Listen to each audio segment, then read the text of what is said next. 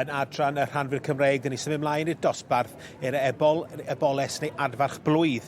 Na fydd yn aeddfedu dros uchder o 158 centimetr. Heledd? Ie, a 3 yn y dosbarth yn unig. Siomedig, rili, achos 10 sydd wedi gyffrestru gystadlu, ac mae'n debyg dim ond 3 sydd wedi dod yma i heddiw.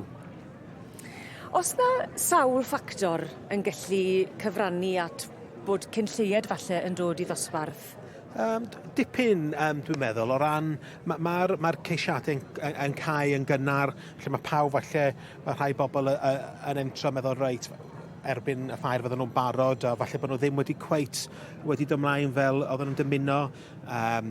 Mae ffactor eraill, costau weithiau hefyd, mae'r tywydd wrth gwrs. Dyn ni wedi clywed ambell un sydd wedi penderfynu peidio dŵad oherwydd bod o'n gymaint o strach i ddod yma trwy'r llifogydd a'r dŵr. Ac gallu rhywbeth mynd o chwith adre hefyd mewn ffordd. Os oes yna rhywbeth wedi digwydd, neu ceffyl di gael anaf, dyn ni'n gweld hynna dipyn, neu adeg yma'r flwyddyn yw peswch, a dyn nhw ddim eisiau lledaenu hwnna rhwng y cysyllwydd eraill hefyd. Ie, felly mae yna elfen o gyfrifoldeb. Oes, yn bendant. Ond o'r 3 sydd o flaen y beirniad, a'r beirniad sydd gyda ni, gyda'r Rhan-frid Cymreig yw Miss Sarah Williams o Frydfa Parciau yn ochr Caernarfon. Beth am y 3 sydd yn y cylch ar hyn o bryd? 3 o teip eitha debyg, sy'n ni'n deud. Mae'r 3 yma yn rhai fydd yn addas i ddim ymlaen fel dyfodol fel ceffylau merchogaeth i blant. Ac a dych chi'n gweld, maen nhw'n teip a lot o ansawdd, lot o quality. Sy'n ni'n meddwl gwaed fatha'r ceffylau y British Riding Ponies sydd yn lot o rhain. Mae Sarah wedi gweud, neu beth mae'n edrych amdano fe, ynddo fe, yw un fydd yn dda o dan gyfrwy. Yn bendant, oedd hi'n deud rhywbeth i'n mynd mlaen i wneud ceffyl yn y Merlin aml bwrpas a dyfodol disglair iddyn nhw hefyd. Gan bod hi'n rhywun sy'n marchogaeth dipyn a wedi cystadlu ac yn gwrs wedi feirniadu fan hyn yn y sioe frenhinol y Copiau Cymreig tan gyfrwy yn y gorffennol. Fydd hwnna yr elfen o perfformiad yn holl bwysig iddi. Wyt ti'n gallu gweld wrth edrych ar y catalog hefyd, gan bod ni'n edrych ar ddosbarth y Rhan-frid Cymreig, bod angen yr 12.5% yma o wad Cymraeg fel i ni wastad yn gweud, wyt ti'n gallu gweld wedyn ni faint o'r gwad Cymraeg neu amcan gyfri o faint o wad Cymraeg? Amcan gyfri ydy ni, dwi'n meddwl, am mwy na'm byd arall. Mae'n dibynnu, dyn ni'n gweld fan hyn Lytton Harrison yw tad Adin Black Orchid yw'r enw'r ceffyl yma, ac allan o gas yw'n Lynxbury Sophistication, wel, bryd fel Lynxbury yn magu adran by. Felly mae'r gwaed yr adran by yn hwn, ac bryd fel Lytton wedyn o ochr Tref y Clawdd, maen nhw wedi magu ceffylau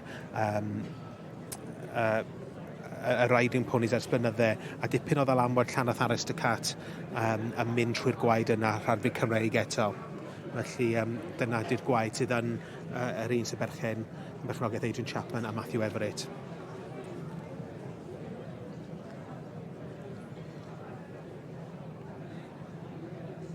Dyma ni Chloe Evans yn dangos ar ran Jerry a Cam Maloney o Iwerddon. Barry Rowe yn Nipper Dandy, wrth yma yn Orielton Top Secret, ac allan o Alice's Firefly. Felly beth am y gymysgedd fan hyn te? Gwaed, bydd o lleiafrif o waed Cymraeg sydd yn hwn, falle i lawr i'r fatha canran isa. Dwi ddim cweit yn hollol siŵr o gwaed mae Orielton wrth gwrs yn brydfa sydd wedi magu rhai Cymreig ac hefyd y rhai Rhan-frid Cymreig dros y blynydde.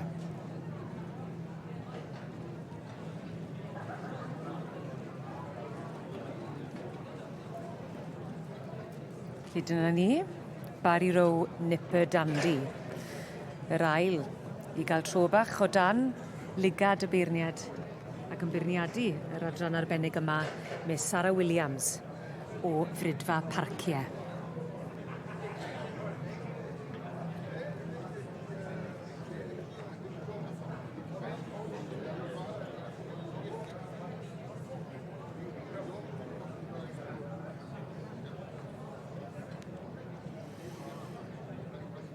Felly mae'r gynulleidfa yn tyfu yn sicr wedi bod yma ers yn gynnar iawn unwaith oedd y drysau'r agor. Mae hwnna criw yma'n doi. Cyn iddyn ni cyrraedd. A cyn i'r golau cael ei troi mlaen y fyd.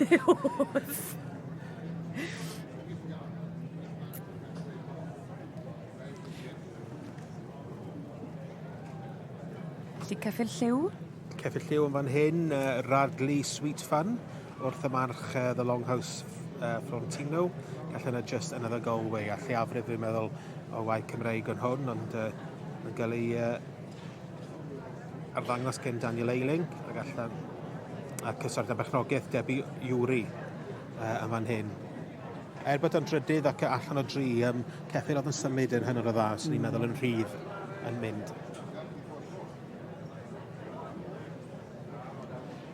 Felly mae'r rhos glymau.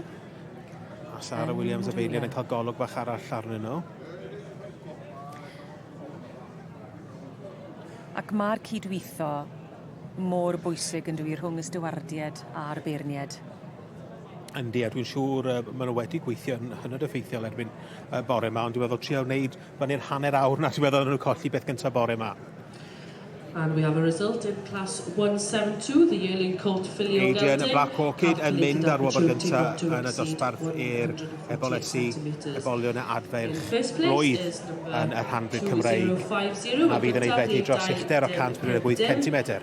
Adrian Primrose, property of Susan Lee. Yn ail in second, rhif 2-5-2, number 2052, Barry Row Nipadandi, property of Jerry and Carmel Maloney. And in third and drydydd, number 2054, Bradley Sweet Fun, property of Debbie Ewry.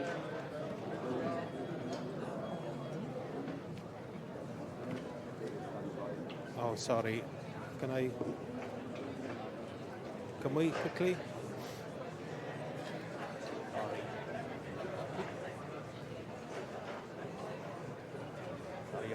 Hi, David. Well, Adrian, what a successful morning for you with the Winter Fair. It is, and I'm so happy for the owners of this filly because she does try her best, bless her win, and for a validation of a win at Winter Fair, it's absolutely over the moon for her. Oh, well, tell us, have you had this one out this season already? We have had her out, yeah, but she's always been a bridesmaid, never a bride, and she's won classes, but she's never been there in a championship, bless her, so I'm just happy for him to win here. Oh, well, it's a pinnacle, really. It's a lovely win at the Winter Fair for you anyway, so congratulations. Thank you, David. Give a round of applause, ladies and gentlemen, to the winner of class 172. A dyma ni, yr enillydd yn fuddigol yn nosbarth yr blwydd ddod I beidio ei ddifedu dros 148 centimetr Adien Primrose yn cael ei ddangos gan Adrian Chapman.